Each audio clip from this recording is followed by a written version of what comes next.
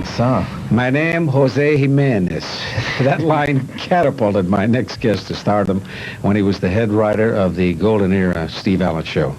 Of course, prior to that, there were other gems, such as when he and Don Adams created Maxwell Smart, Agent 86. Writer, director, author, cartoonist, producer, inventor, actor, and just about everything that you can think of. Here's Bill Dana. Good to see you. Miguelito, good to see you. You are a very talented man. Thank you very much. You know something, though, before Buck Henry and Mel Brooks hear about that somebody took...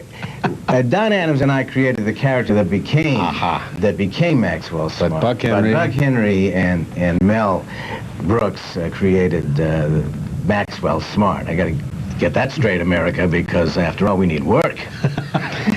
There's so many projects, and most recently a strange collaboration with Dr. Lawrence Peter. Yes. How did you and he find each other? Because he was here, and he doesn't... Oh, he's marvelous. Oh, he's terrific. You wouldn't... We're not necessarily an entry. That's my point. Right, that's my point, Bill. Ted Ziegler is a mutual friend of ours, and I have a book packaging company called the Light Stuff Company. And at that time, we were doing a lot of little books, sort of popcorn for the eye type of non-books. And he said, you ought to meet Lawrence Peters, a friend of mine, because he has a whole bunch of stuff. And I said, I'd love to. Lawrence, he's one of the few guys that's alive that's in the dictionaries, a monument, and I've actualized his principle many, many times, having risen to my height of incompetence. Don't lose the place, but I just want to say, when you read that book, The Peter Principle, didn't you think to yourself, why hasn't anyone thought of this before? Because it's been going on for years. The only problem is that Lawrence identified the phenomenon. Just now people would act on it and get those incompetents out of there. But it will never happen.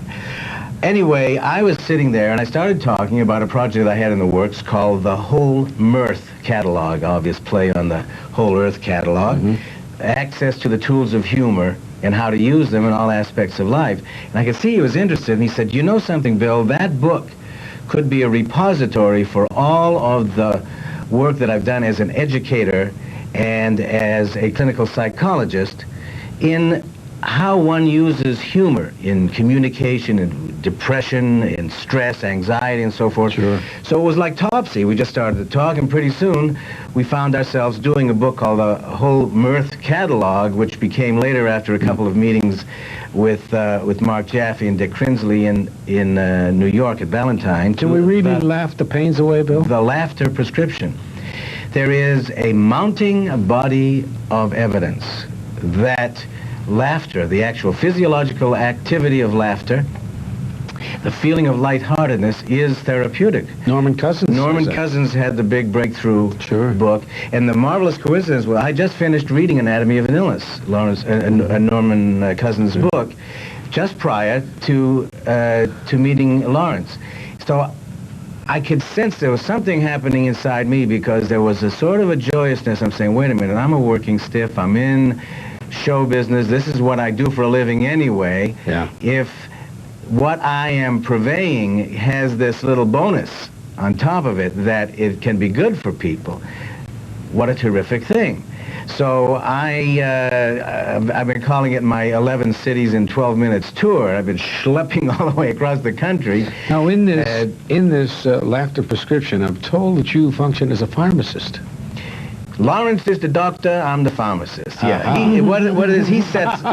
sets up, if he's talking about the say somebody has a problem with smoking, then I will do 2 or 3 pages of cartoons and jokes and bits and pieces and anecdotes and aphorisms and whatever, written, remembered, and arranged by myself.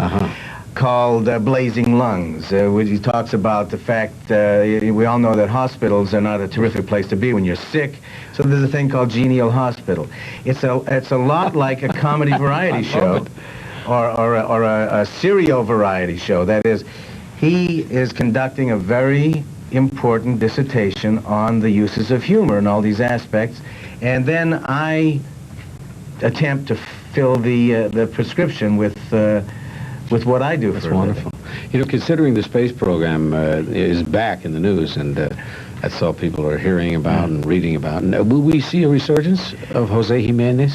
You know, we in this marvelous community of ours forget that between Los Angeles and New York, there's a place called the United States of America. Oh, and I don't ever forget that. I must tell you that it has been so gratifying, because every place that I've gone, people have said, Bill, it's so good to see you. Where's Jose? When are you going to bring Jose back? Let's bring Jose back. Okay. Just for a little bit. All right. Okay.